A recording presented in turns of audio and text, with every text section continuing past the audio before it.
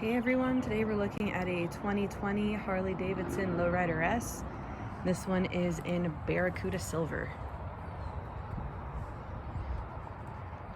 This bike is stock, completely ready for you to customize.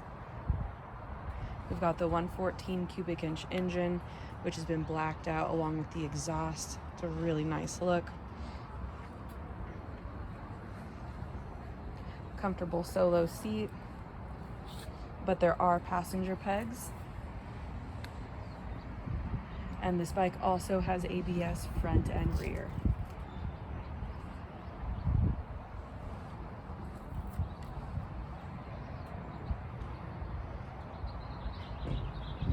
We've got the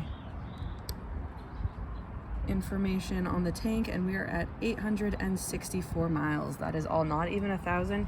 This bike isn't even really broken in. So come take it for a test ride. We are open 6 days a week.